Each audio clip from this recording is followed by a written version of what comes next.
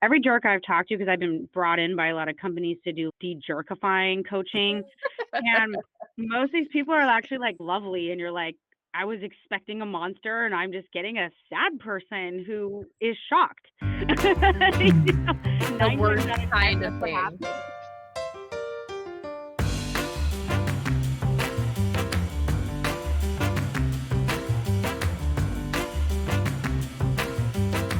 Mel, what's going on? Hey. Y'all have the heat wave?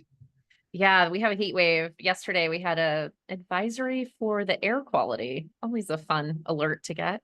Fantastic. Remember when New York City though was in the wildfires last year? Yeah, I happened to not be home during that time, but my husband sent me pictures. The sky was just completely orange over here, so it's just wild.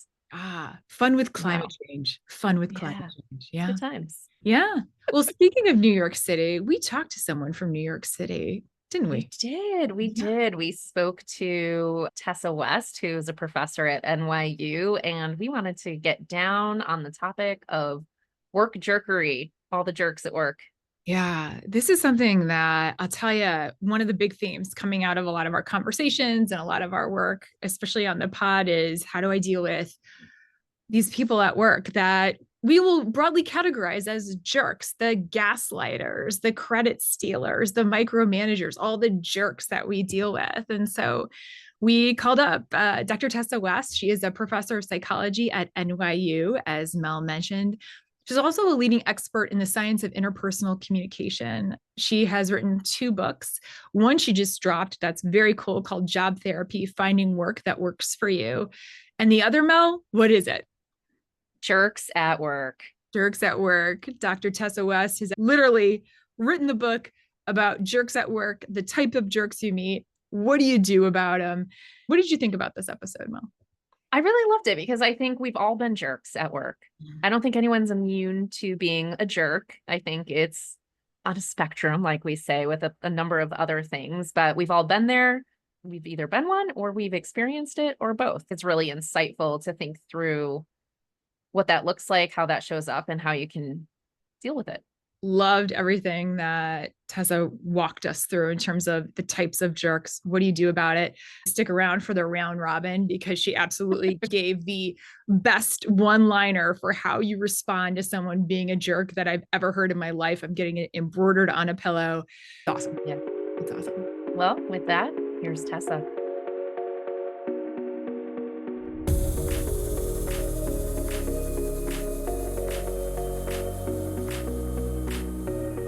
Welcome, Tessa, to the Your Work Friends podcast. Tell us your story. How did you get into what you do? I'm a psychology professor at New York University, and I study uncomfortable social interactions. So everything from feedback conversations with your boss to having an uncomfortable interaction in the doctor's office to working with an international group of people on a team.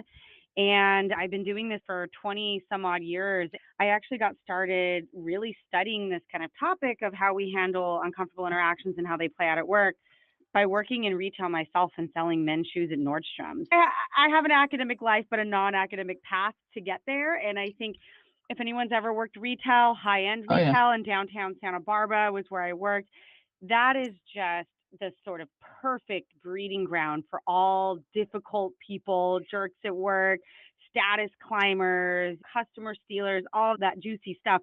So I started doing that when I was 18, and I joined a lab at the same time at UC Santa Barbara that did nothing but put people in these horrifically uncomfortable situations where you're interacting with someone who is giving you dirty looks while you give a speech on why you're a good friend. I was actually the person who gave the dirty looks. That was my job. And so I learned academically how to study these things and study the physiology underlying people's stress, their under the skin responses, while living it out in my own life, working in retail, and eventually brought these worlds together to study these topics in the workplace. In the last maybe 5 to 10 years, I've really focused on those really difficult moments we have at work, trying to figure out why we're stressed, why stress spreads from one person to another, and what we can do about it. And so now I have a good 30 some odd years experience uncovering all the difficult things people go through in the workplace. Anyone who's been in retail, myself included, also in shoes, I will add that is a very interesting experience in itself. If you've been in any sort of customer service facing role, I'm sure you've had to have the most insane conversations. So I love that. I know Francesca and I hear often from people, am I a jerk at work? One, and how do I deal with jerks at work? Which inspired us to reach out to you because we saw that you wrote a whole book on jerks at work and now job therapy. So in your study, I love that your job was to give people dirty laundry. Interesting experience. Sorry, but I'm thinking about, first of all, I know the exact Nordstrom's you worked out is the one down in like the city center of Santa Barbara. Really, yes. I can't imagine like that clientele selling shoes, selling men's shoes, especially when you're a pretty woman as well. 18. Like, Didn't know what I was doing at all. The dynamics there, and the idea of, I love how this started with this idea of like awkward dynamics. I'm just wondering how much of that started with either you feeling awkward or you feeling like this person is awkward. Was it a mutual thing, or is it more of like, why do I feel awkward in this situation? I think at first it was very much, why do I feel awkward? I'm in my own head a lot. And I think there's a lot to play around with there. One, I grew up in Riverside, California, which is not a fancy place. My dad was a construction worker. I was not used to interacting with these like rich Montecito men who would come in and say, I need shoes for my gardener, and buy like $600 shoes. So there's a lot of status cues going on. So one thing I ended up studying later on was how we have cross status interactions with people who are richer or poorer than us or more educated, and how we leak out our social class in all these subtle ways. So I think one of the reasons why I found those interactions so uncomfortable is because I grew up very blue collar, and now I'm at UC Santa Barbara selling shoes to this like rich white older male population. And I was asked to do all kinds of really weird things, like got down on the ground and pet someone's poodle and let it lick my face while I was putting shoes on. And I just thought to myself, I guess this is just what you do. I'm okay. This is normal. This isn't degrading at all. Totally fine.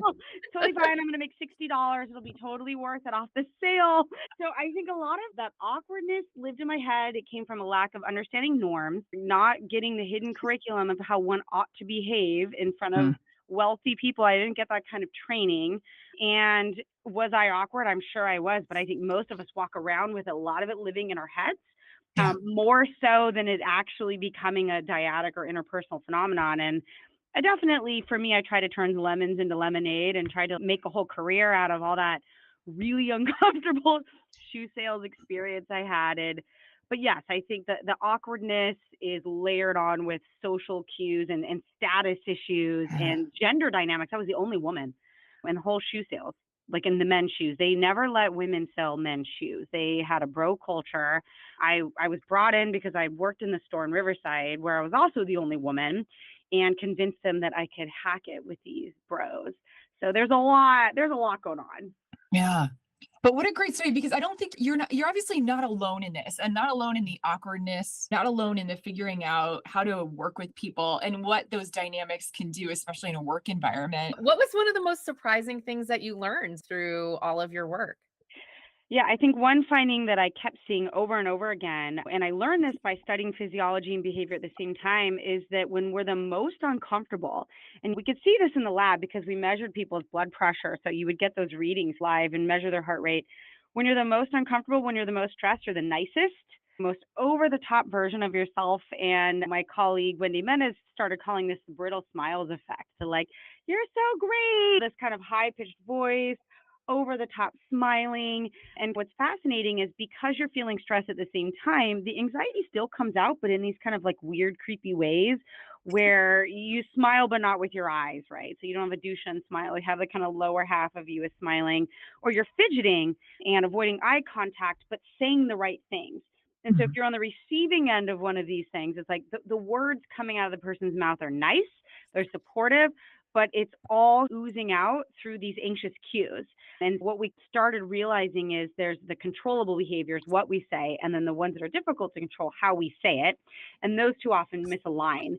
And that can lead to very difficult communication between people. And even talking to your jerk at work, you're probably really nice to that person if you were to go up to them. And we see this in all kinds of contexts. And it's a pretty universal phenomenon also cross-culturally. It's not just in America. I've seen it in Abu Dhabi with people from 50 countries. They do the same thing. I think that's one of our more consistent tried and true findings we found. It's fascinating. That's That's so like interesting because I think one, I know I've done that when I've had to present somewhere, like the over nicety to people in the room. Oh my God. But it's so interesting, just the body language that people exude. You can't hide the body language. Yeah. You can't control it. If you tell people, okay, take a deep breath, don't look anxious, it makes it way worse. We tried that. We even tried telling people, your partner's not anxious. They just had a ton of coffee today, so they're a little fidgety. They're like, anxious coffee? Oh my God, no. It actually makes it worse. And then they see even more anxiety than is actually there. It's really hard to get rid of this. It's a super sticky phenomenon. It's very difficult to undo. Yeah.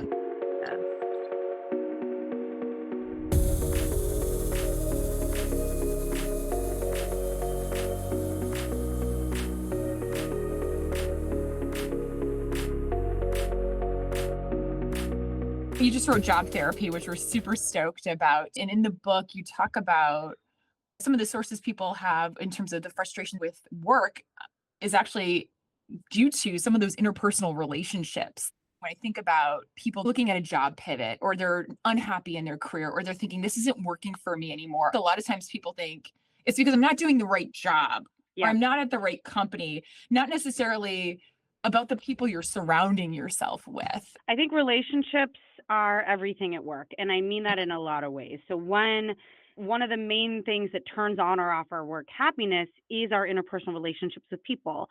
And that doesn't just include your boss or the people on your team. That includes the people that you see day in and day out. I think that even if you're an individual contributor, and I hear this a lot, I'm an individual contributor, I don't need relationships. Of course you do. We all do. It doesn't matter what the nature of your work is. Those dynamics are at play. And we know social networking is an important part of the work process, but we don't really understand how. So that's another component, is in addition to the one-on-one interactions you have where you learn new information, you learn the hidden curriculum, you figure out whether your kiss up, kick downer has a widespread problem or if it's just you. All of those things, those kind of sticky interpersonal issues can really turn our stress on and off. And when it comes to exploring new jobs, people often think about it very structurally. I want something hybrid, or I want to work in this new city, or I need a better compensation package. They don't think about the relationship part so much, even though that's actually one of the biggest predictors of what leads us to actually drift apart psychologically from our jobs, is the change in interpersonal dynamics at work. But we don't focus on that. We focus on how much we're getting paid or whether we can get promoted. But those things matter, but not as much as those interpersonal relationships. And those relationships are key to doing complex things like developing a new career identity. Like you can't do that by reading websites or taking courses to improve this and that skill. You really have to sit down for 15 minutes and talk to a stranger and say, tell me what your day-to-day looks like. That's really how you develop clarity around things like a new identity at work. And so I really encourage people, even shy people, even awkward people, even people who are individual contributors, to really embrace the relational component at work in lots of different ways. And I don't mean you need to be best friends with anyone at work. You can think about relationships in different ways as serving these different purposes, but they're absolutely essential to feeling good at work and feeling good about yourself. Yeah, I've absolutely felt that, right? Especially when I've been in organizations for an extended period of time where you feel like you have the relationships, where you feel like you have the network. It's so much easier to get things done. And quite honestly, a lot of times work is just so much more enjoyable. Yeah. The thing we talk about a lot too, in terms of career development or even getting promoted, is you have to have sponsors. You have to have a board of directors. People need to quote unquote know who you are. That doesn't just happen. And that isn't typically just based on your great work. It has to deal with, do people want to vouch for you? Do they like you? Do you have the relationship, to your point? Are they willing to expend social capital to stand up for you? We often don't think about how getting promoted, and I don't just mean like literally getting a new job title, but having someone in the room vouch for you is costly for for them. You know, even if you're good and everyone agrees you're wonderful, if they are going to put their neck out for you and argue that you should get promoted, that means that they can't do it for the next person. That, like, in academia, it's like every time the chair goes to the dean and asks for money for a person, that's one less person that they can then ask for the next time, because we have a zero-sum amount of stuff that we're working with. And we have to think about, are we earning these relationships that are helping us in the moment, but also helping us build our careers out? And every recruiter, internal and external, that I talked to for this book said that they love developing relationships with people in different stages of their careers, because they will place the same person 5 times. It's like a real estate agent. They will sell you a house 5 times over your life. And it is essential for them to get to know you and know if you're going to actually stay in a job. Do they want to place you? Because they don't get a bonus if you don't stay for 6 months. And so they're going to place the person they know will stay because they stayed in the last thing they placed them in. And those kind of lifelong relationships are also essential for us, just in terms of our whole kind of life career trajectory. And we often don't really think about those lifey relationships outside of our specific job context. Yeah. And then you meet these people that have these massive networks of people, and they're so much better off typically than people that don't. I see this a lot too. This is such a small microcosm of this, but when you see people get laid off and then all of a sudden they're starting their LinkedIn profile, or all of a sudden they're starting to reconnect back, and it's like, you should have been doing this all along, or nurturing these relationships all along to have that network to fall back on. It's a very small example, but something we see all the time. Oh, yeah. Like, you don't maintain those relationships and you only turn to them when you're laid off, or you just blast your whole network one message, like, please help me. Like, without those interpersonal connections, it just feels like relationship spam. And I think no one likes to feel like they're being spammed in any context, especially with someone they know. Not at all. My parents used to say, like, relationships it's like a garden. It's a reciprocal thing, right? You have to tend to them, you have to nurture them, and you have to give to get. You can't have it be only when I need you. So nurturing those very strong relationships, obviously huge. And also giving your data something that really makes meaningful careers. And then I'm wondering on the other side of it too, what happens when those relationships turn out to be with people that are just dicks? And I've had that experience too, where you're like, you're a dick. Yeah. You're a jerk. And I am curious about how, not even neutral relationships, but adversarial, jerky relationships impact people's careers and what they think about their careers.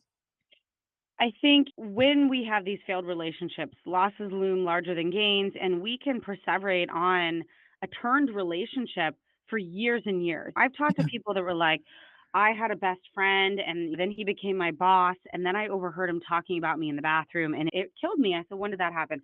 1987. You know, I'm still thinking about it. And that's normal. When we feel like someone betrays us, we really hang on to that, and to the point where we maybe have a bit of a spotlight effect, where we think it's going to damage us more than it actually does. And we start to get a little conspiratorial and thinking about how they can damage our networks and things like that. One of the people I talk about in Jerks at Work is a gaslighter, and they're like the masters of trying to damage your network, right? They don't just go after you, they go after your reputation. And by doing that, they hit everyone that's a node in your network. Most jerks we deal with have less power than we think they do. Even if they tell us they're full of power and full of status, a lot of it is more bark than bite. So you need to actually do the work to figure out if there's a real concern there about that reputational damage, and then be proactive about not trash talking the person, but just information gathering. We often have this instinct of, they're going out there saying bad things about me, I'm going to go out there and correct that by saying bad things about them. But stop and take a breath and think, okay, I'm just going to information gather and get the lay of the land of my own reputation, so then I can correct it and not make it about them at all. Even if the person deserves that kind of negative reputation, you have to just be super careful with gossip, because you just never know how it's going to be used in the future. And we all gossip, and it serves an important purpose, but the retribution piece, the piece that the id inside you really wants to go crazy, is where you just have to focus more on controlling the narrative around your own reputation, figuring out how widespread the problem is. And then I'd say that these relationships fail fast. If you are getting red flags that this person is saying negative things or credit stealing or whatever, disengage as quickly as you can from that. We all have stories. I have some of when I first started going too far into a relationship with someone who was weirdly competitive or had some other tick that just didn't align with me. And letting that relationship stay for too long. And I think that's where we get a little messed up at work. We think people need to be our best friends, and sometimes you figure out they're not, and just disengage, I think, is key. But yeah, it can hurt. I still have my stories from 20 years ago I still think about. So I think it's pretty normal. I have a reoccurring dream about somebody. Mm-hmm. And it's just like, why won't this go away? I see her face. It's and I understand. I understand. It's like an ex-boyfriend they got a weird breakup with and there was no closure, and you're none. Like, yeah. And there's certain things I can't listen to a certain song. You're just like, oh, I am burned. You're like, I can't. Nope. Yeah. But taking away that power, to your point around when you're in it, disengaging, like you don't need to keep working at it. Disengage, number one. And number two, focus on your own PR and not bad mouthing them, right? i.e. Taylor Swift trash takes itself out at some point, hopefully. Or just be very strategic about the nature of the bad mouthing. I'd say if you do go to HR, you want to bad mouth, don't focus on your feelings about the person or your kind of description of their personality. Focus on exactly what they've done. Mm-hmm. When I have conversations with leaders about difficult people, I'll say something like, okay, I'm going to tell you what happened. And if I start to editorialize this a little bit, just let me know, because I don't mean to. And then followed by, we had this meeting and this is what was said, leaving my emotions aside. And I don't use words like they're untrustworthy or they're disrespectful. Those are very eye of the beholder, and not everyone's going to agree with you about what those things look like. So I just describe the behaviors, and then it makes me look like a more mature person. Stick to the facts. Mm-hmm. But all goes back to the golden rule, right? Is like focus on yourself. Don't worry about others. I'm curious, why do people show up like this? I'm a firm believer that most people who are jerks don't actually know it, because it harms them a lot to not have solid networks and good reputations. I'm dealing with a jerk right now at work, and we just got some feedback about the people who report to her, and it's all like pretty terrible. And she's been here for a long time. And I asked her closest colleague, what's going on? He goes, oh, no one tells her. No one's ever told this person what's going on. And I said, why not? Well, because she gets a little scary and defensive. So it's like one sign that this is going to involve some conflict or a little bit of social finesse to maneuver around. And everyone's like, no, thank you. They're not getting rewarded for giving her this feedback. They don't win. She's powerful, so they could actually lose social capital. And I think most of us walk into those conversations thinking, I could lose a lot if this goes poorly. And what am I gaining really by being honest with this person? And most feedback is delivered pretty poorly. And it takes the form of what I just mentioned. It's things like, you're not trustworthy or you're disrespectful. And no one really knows what to do with kind of ad hominem stuff. It needs to be very specific. So most of the jerks that we deal with don't really know it, or they don't know any better, or not to just let every jerk off the hook. Some of them are out to draw blood, but I think most of them aren't. They just aren't very socially perceptive either. They don't pick up on cues that maybe like other people are unhappy with them. Every jerk I've talked to, because I've been brought in by a lot of companies to do de-jerkifying coaching, and most of these people are actually like lovely, and you're like, I was expecting a monster and I'm just getting a sad person who is shocked. You know, the worst kind of thing. Yeah. We talk about that all the time, how the feedback just doesn't happen. Brene Brown's clear as kind is for a good reason, and real time, and not just those big words, as you mentioned, but like actionable things that they can truly address, like clear feedback that's actionable, not just feelings. What's the worst kind of jerk that you've seen in the workplace? The one that causes the most psychological damage, I would say, is the gaslighter. And that is a word that like took on its own, it had its own moment. It's very much in the zeitgeist, but those are people who are lying with the intent to deceive on a pretty big scale, and they socially isolate their victims. And so a lot of the people who've been gaslit, it's been going on for a very long time. They've been cut off from their social networks. And also, it's not always in the form of like an insult or you're not good enough or you're going to fail. A lot of it's flattery feedback. You're a special person. I'm only bringing in one member from the team to know about the super secret mission that we're on together. Before you know it, you've stolen company secrets and general counsel's at your door, but you had no idea. You thought you were part of a super special secret mission. So I think People have a complicated emotional reaction to being gaslit, partly because there's a guilt that they have done some unethical things, that they felt silly that they were talked into, and then they have no idea what other people actually think of them and who they can trust to get an understanding of their reputation, and they feel very lost. And many of them, because of that, have so much trauma that they don't trust anyone ever again in any workplace. So for these folks, this is really a traumatic experience. I think it's fairly rare to run into a true gaslighter. It's different than someone who lies, but that is a very damaging one. Yeah, I've experienced that before. Francesca, you have too, I think. Yeah. Do you think a gaslighter is like pathological? Yeah. I think it's like access to personality disorder stuff. I think it's a lot of these are contextually based. Jerks can be bred at work, but I feel like you have to have a special combination of some dark triad traits or whatever to really thrive, because and a lot of these gaslighters are quite good at their job, and they're very powerful, and they're well connected, and they know how to frame up themselves to be protected from whatever they've asked you to do in aiding and abetting. And they usually walk out with pretty clean reputations at the end of the day. And that's very frustrating for people. There's not like a sense of procedural justice. Yeah. The one thing I've been having a hard time, and I am someone that is, there's a special place in hell for women who don't support other women. That is my thing. Mm-hmm. And so it pains me to say this because this is just my observation. What I have been trying to suss out, though, is most of the gaslighters I have met have been women, typically, I'd say 40 plus. I know there can be male gaslighters that are 18 years old like that. So that's fact, right? What I've been trying to suss out, though, is how much of that type of behavior has been the world that they've grown up in and had to fight for and compete for in a male dominated world, yada, yada, versus the pure pathology. And then where's the line where it's, no, this is just who they are versus this is what they've been bred to do. Yeah. And that's hard sometimes for me to suss out. There's a lot of research on queen bee syndrome and things like that, right? So you get these women in male-dominated fields. And I'd also say that discrimination against women there are no gender differences in who actually does it. And so people are like, women shouldn't be discriminating against women. They do just as much as men do. There are almost no documented kind of gender of the perceiver effects, meaning the person who does it. But when women do it, it stands out. It's much more salient. And it also often takes more of a like social aggression form, because the way women tend to be aggressive is much more sort of convoluted and social, and it starts when we're 6 years old. And we learn these tactics of aggression through little boys hit each other, little girls gossip about each other. And there's a developmental trajectory of how we learn to be successfully aggressive that we can then take to work.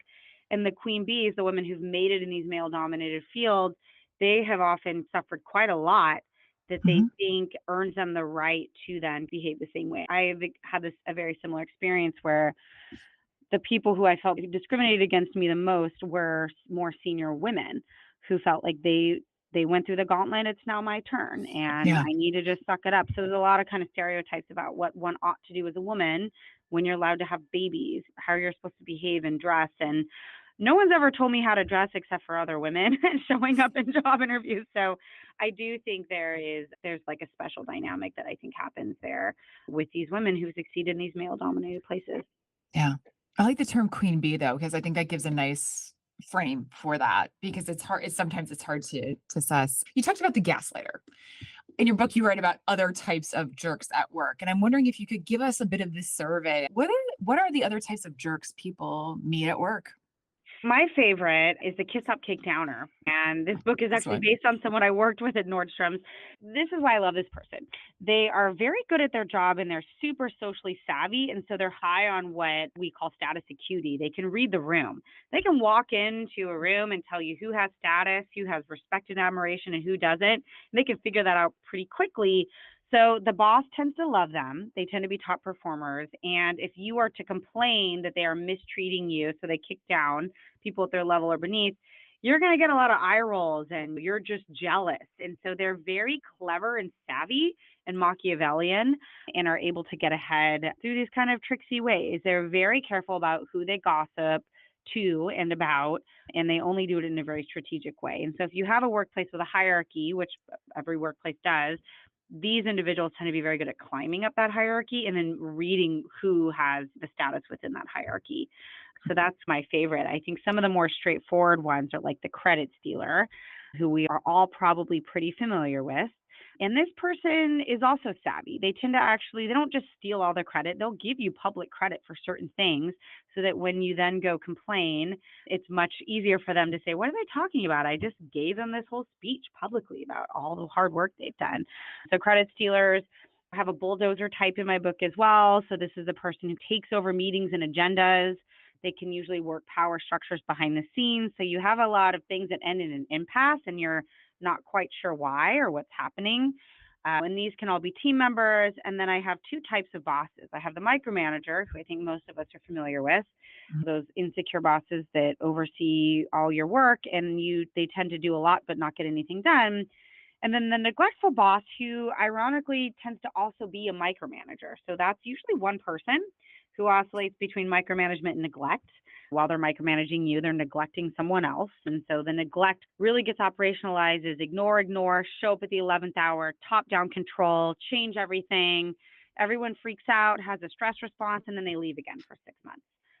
So they go back and forth. So micromanager and neglectful boss are two people, but often one person. And then the gaslighter, who we just talked about. I feel like I've encountered all of those in my career. At the same time, sometimes all rolled into one. Yeah.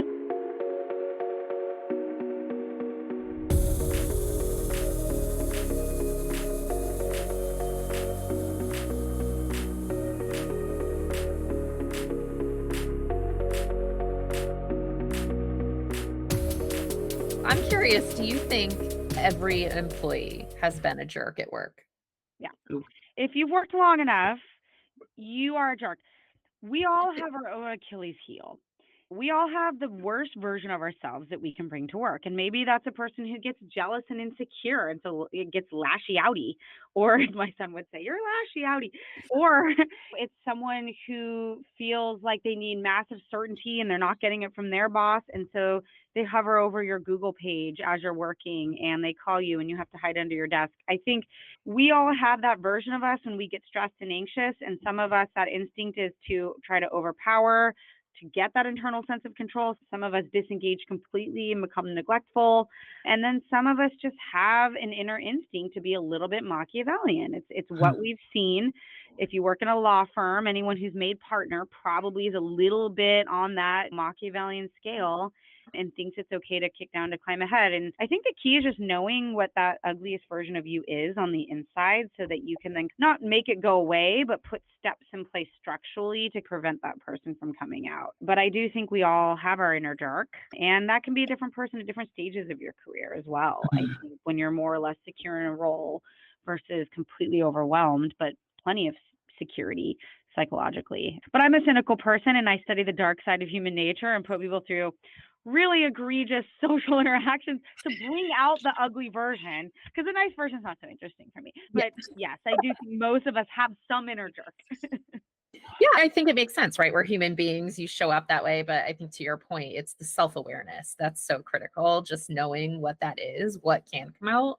So how do you tame that? Focusing on that.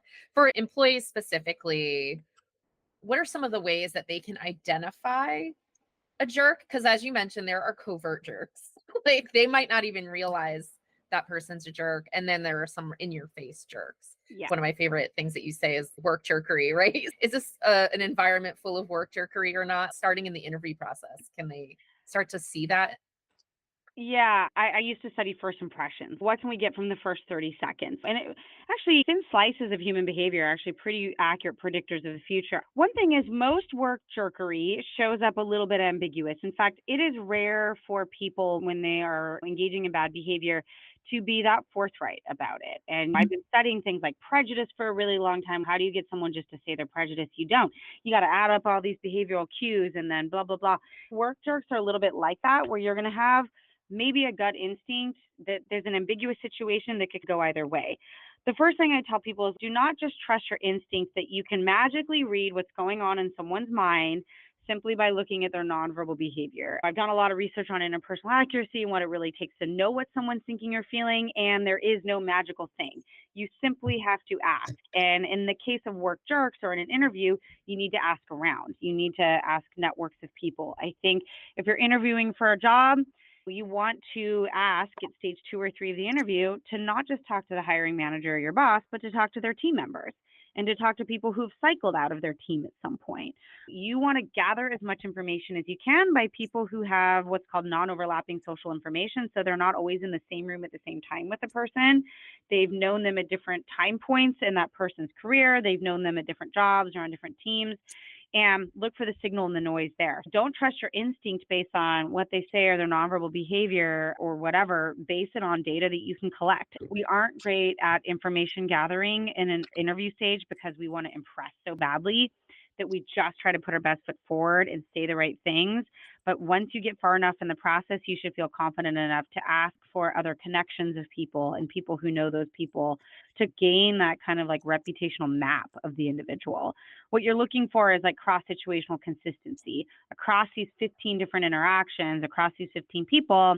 When they're stressed, they do X. When they're relaxed, they do Y. And you need as much data as you can get because any one person could have a weird experience. And so you're just looking for some consistent patterns of behavior, but really don't trust your instinct. I think that's where most of us go wrong is, oh, I saw them give me side eye or they looked bored. I think they're a jerk. No, none of that stuff is actually predictive. Gather information from the networks of people in the interviews. Okay. Yeah, all of us with a resting bitch face appreciate that answer. Yes. Thank you. I have an RBF. There's science behind the RBF, folks. If your upper lip turns down when you're at rest, like mine does, that gives you RBF. That's the magical ingredient. And so do we want to assume that everyone with a downturned upper lip is a bitch? No, we do not. I was in a meeting once and I had a leader IM me as I was presenting, like, fix your face. I'm like, what? I'm just that's not cool. That is bad behavior. Fix your face. I'm like, I don't even know what's wrong with my face. I can't see it. So cool. Not helpful. Yeah.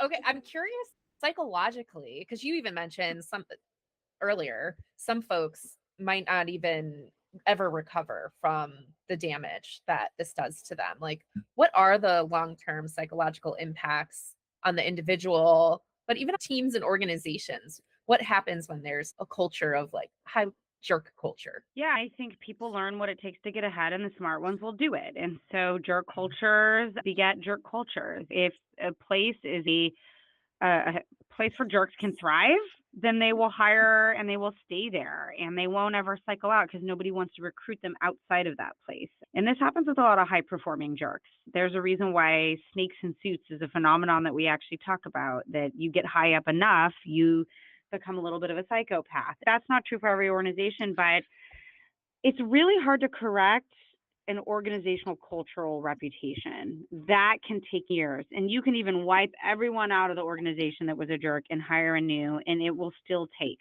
forever. We know from the science of social network and reputation spread that removing those people with a negative reputation actually does very little to change what people think of the network as a whole.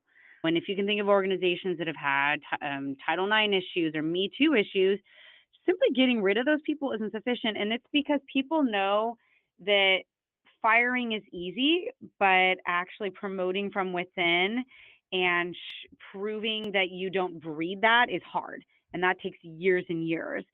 And a lot of organizations went through this with Me Too. They just fired all those executives that sent those nasty text messages or sexually harassed women or whatever. That seems like too easy of a solution to most people. They think, well, why did that person get away with it for 20 years? I don't care that you're firing them now, and there's a bit of a moral licensing effect that happens. Okay, now you feel like you got rid of them. Now you're going to really go crazy because you checked off the box, right? Like you're feeling good about yourself morality wise. So I think there is damage that can last years and decades. And to the individual, they're just going to be super sensitive for looking for anything that is similar to their past jerk, and even incidental similarities that have nothing to do with it, or are going to cue them up. I've talked to people who go to the same hairdresser, I can't trust that person, or they're wearing a similar jacket, or they went to the same university, or are trained by the same manager 20 years ago. Incidental similarities loom large for us, and we often see correlation and infer causation from that. And so people will start to get a little bit too triggery with those things, and it can really hold them back, right? Or they develop lay theories about why that person treated them in a certain way that are not ever really tested or explored, but we just have our theories and then we believe them and they're idiosyncratic and we stick to them. And I think that can really lead us astray as well. What do you do? What do you do if you have that person? Let's take my example. I have a reoccurring dream about this dumb person. I know. What do I do? You don't have any closure in that relation.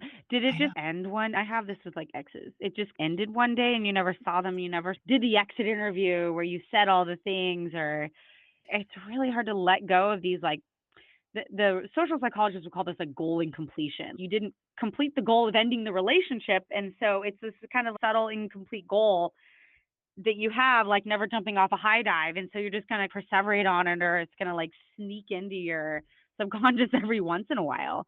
And that's true for all things that we don't complete. Should you call them up 20 years later? You're like, I don't know. Yeah. They're gonna be like, who is this? I don't even know who this is. Yeah. No, it's super fair. Super fair. I think even just knowing, look, it's gonna pop in. That's it. That's just know it's gonna happen. I still dream about like people from 6th grade that I feel like I didn't have like closure on, and that's normal. It's actually totally normal. It doesn't mean that this person's still haunting you in any meaningful way. It just means that there was something incomplete that you are not able to fully move on from because you just didn't finish the goal of ending that relationship in some kind of formalized way. And that's how most relationship ends. I think that's like just how relationships are. We don't usually have some kind of light switch that goes off where it's done. It's just like a lot of ambivalence, a lot of feelings that go up and down, and then eventually we move on. But what does move on mean? Yeah. It means you're still dreaming about the person, but you're functional. So it's yes. 1,000%. I'm glad I'm not the only one though, so I appreciate Just write them a letter. Yeah. Saying all the things you need to say and throw it into a fire and release it. It's fine. But she's going to be dreaming about the fire, and we talk to the fire to get the letter back. Will be a worse nightmare than it started as. Okay. Scratch that. All right. So say you're in a new job, it's the first 90 days and you're like, oh shit, I thought I did my due diligence in the interview process. I talked to people, but it is clear no one gave me the real story here. What can people do? What do you do to protect yourself if you start to identify work jerkery happening? Oh, I think first off, a lot of people try to go at this alone. They think that the negative treatment happens in a vacuum. And I think I've done a lot of research on what it's like to be a newcomer at work and newcomer status and the newcomer hump. And knowing what that hump is will help you strategize of what to do next. The first thing is when you're a newcomer and you experience this, you assume that everyone around you knows it's happening and they don't care. And so first you actually need to test that assumption. Probably people don't know what's happening because they're in their own world. There's not actually an awareness of what you're up to and how you're being treated by other people. Even if it happens in a meeting, most of us spend most of our time in meetings rehearsing what we want to say next, and we almost never pay attention to what other people are actually saying. So we can remember what we said and when we were interrupted, but if you were to say, hey, Mel, did you interrupt your buddy Tom, or when was he interrupted? You'd be like, I don't know. All I know was when I was interrupted. So I feel like we have these spotlight effects on ourselves. So you need to break that a little bit and actually break that assumption that everyone knows what's happening except for you. There's also a lot about norms in the workplace and hidden norms and things like that you probably aren't aware of. And so the best thing to do to learn about norms of treatment of people at work is to take what's implicit and make it explicit, and just explicitly ask about how people ought to be treated. And that sounds silly and dumb, but there could be a culture of sarcasm here, or a culture of treating each other a little roughly that does not sit with you well. And you need to know if you're being mistreated or if this is just the normative way people act around here. I remember in academia, we make people go through this like terrible 2-day interview process, and there's a job talk that's an hour long. And in some microcultures, you can interrupt every 3 seconds, and that's a good sign. It shows engagement. And others, if you interrupt every 3 seconds, that means you're done. That means they hated the talk. And so we often have these little microcultures at work that we assume are bigger and more industry-wide than they actually are.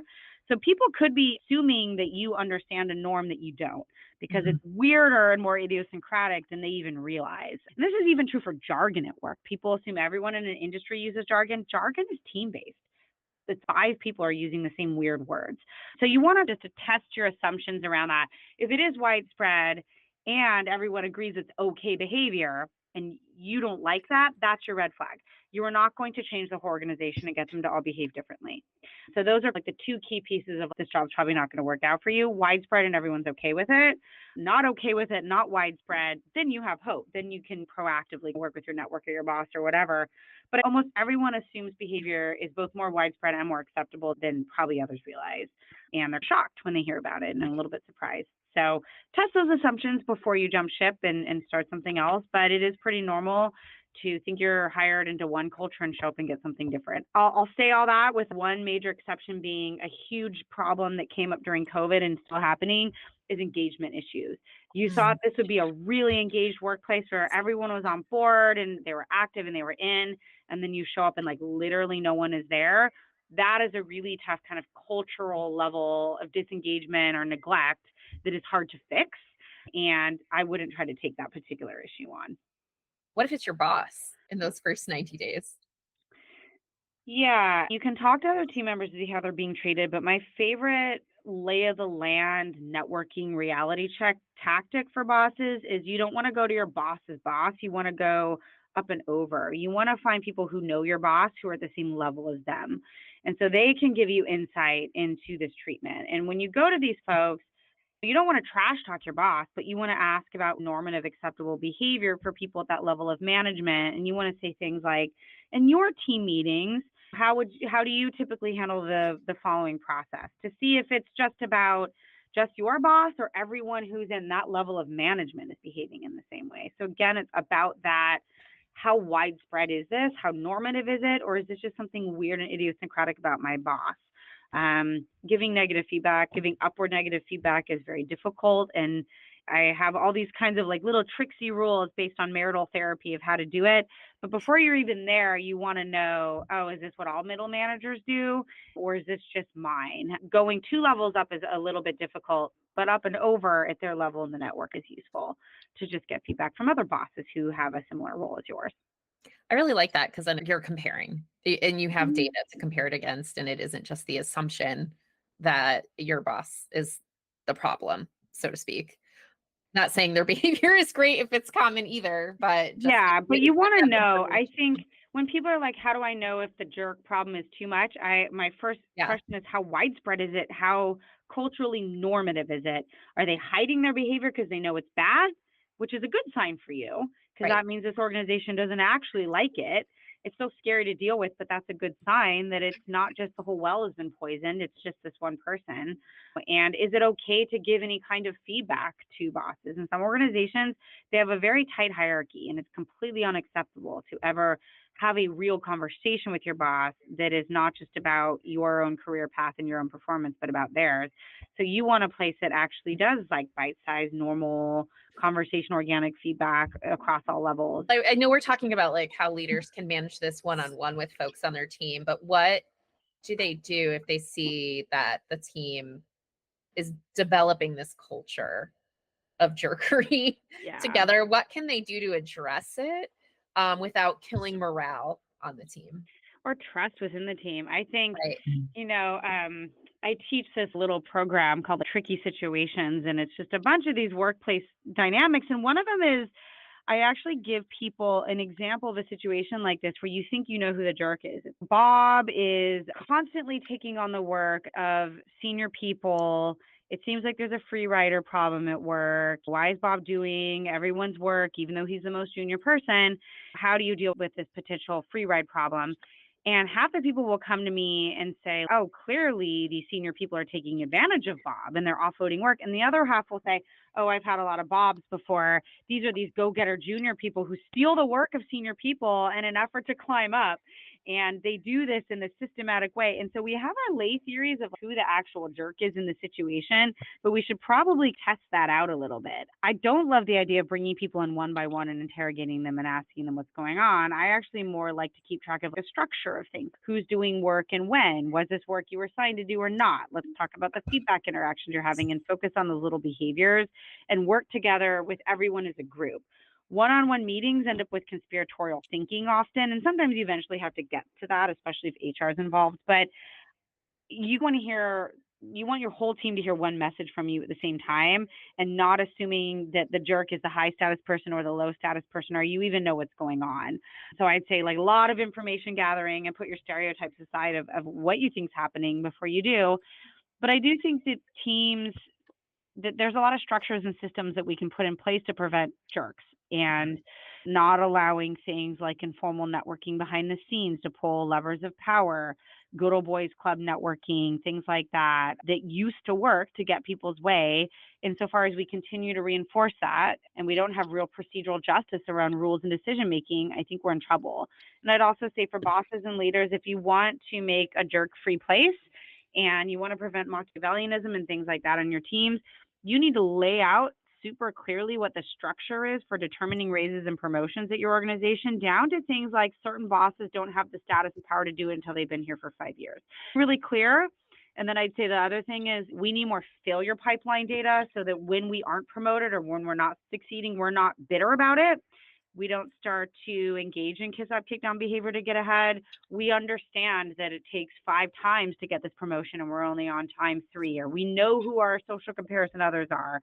So there's procedural justice around decisions that don't often favor us, because what happens when people aren't getting ahead is that's when they turn to this jerk behavior to try to do whatever it takes. And transparency, I think, can move mountains with just explaining to people, even if they don't like the rules, if they understand them, they're less likely to turn to jerk behavior to get ahead. And that's usually where we see it, actually, to get their way, to get ahead, to pull levers of power.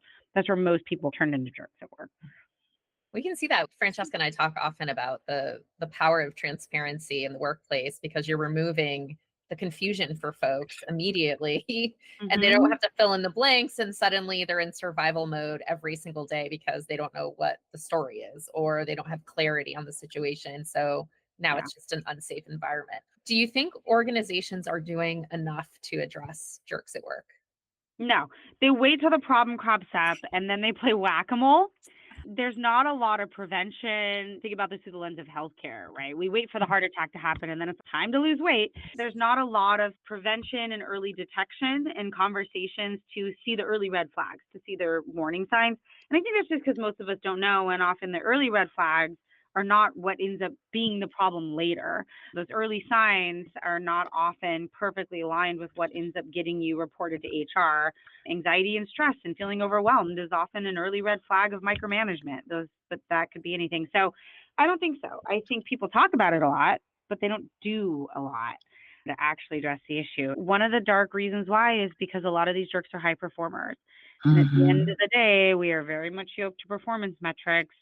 And that if you have a board, they care about that. If you're publicly traded, that's what matters. Not nice people, not so-called soft skills. And so there's good reason for people to just say, I don't care about all this stuff. I have to answer to the board. And if our numbers stay low, I don't care, like, that we have jerks. Like, we can't afford this. Bring in the Machiavellian people who will bring our numbers back up. Sorry, that was a little bit dark. We've seen it. So. Yeah, it's true. I know there's the whole like Gary Vaynerchuk. If your best-selling salesperson is a total asshole, go in and fire him tomorrow. No one's doing that. And you can absolutely do the long-term analysis of how much that is costing you by having someone be a jerk, right? Turnover, and we know all the stats, but that's a long-term play. And we live a quarter mile at a time in corporate America.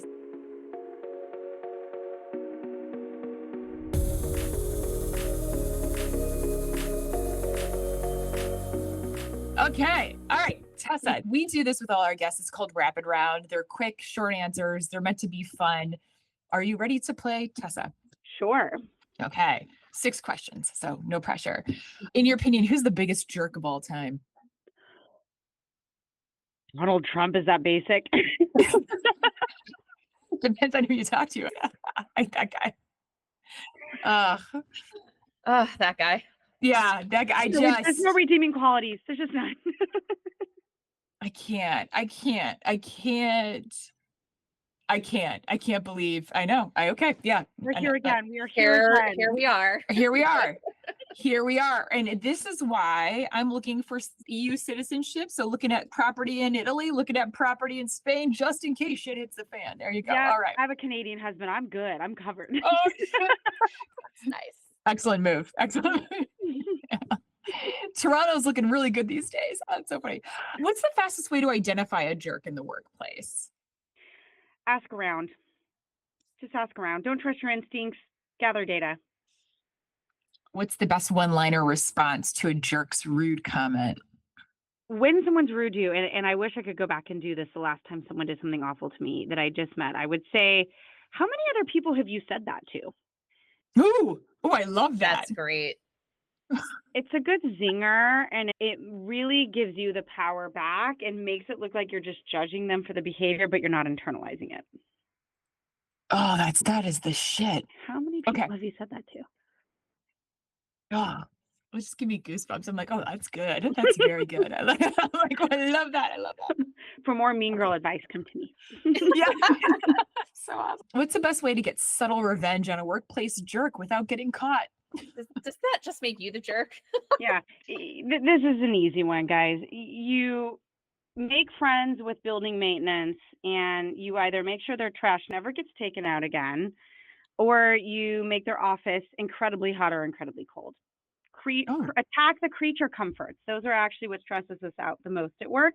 And the best way to get someone to quit a job is to move their office somewhere uncomfortable or take away their parking spot. Whoa. I know how to get people to retire that won't retire. It's parking spot and inconvenience office and a faraway bathroom that's in a weird spot. Or an office next to the bathroom. Mm-hmm. Either too close or too far. It's so simple and so brilliant. Yeah. Mhm. What's your biggest pet peeve when it comes to workplace behavior? What's the one thing you're just like, come on? Trash talking on social media, Slack, or email, but will hide from you in person. I hate it when people do that. If you're gonna do it, just own it. Just do it to my face. Ugh. It takes a special kind of spinelessness to do that. Tweet about me, and then but work right next to me as you're tweeting about me. I know a place that will mail that person poo. I will send you that address. Just truckload if you need that. Okay. If you could give just one piece of advice to someone dealing with a difficult coworker, what would it be? You are not alone. You're probably the 500th victim of this particular person. So don't feel like you're being isolated. Most jerks actually isolate people and make them feel very alone and that there's something wrong with them. You're not. You are probably the 500th person on the receiving end of this jerk.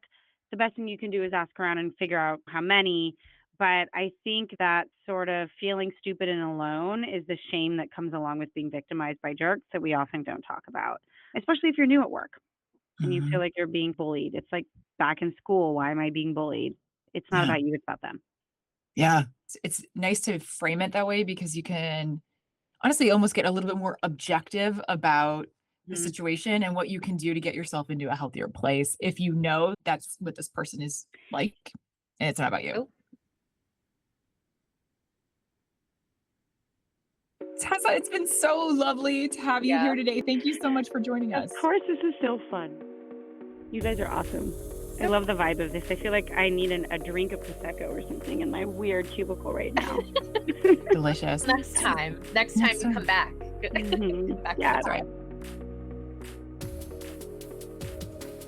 Thanks so much for joining us today. Subscribe wherever you listen to podcasts. You can come over and say hi to us on the TikToks and LinkedIn community. Hit us up at yourworkfriends.com. We're always posting stuff on there. And if you found this episode helpful, share with your work friends. Thanks, Bye, friend.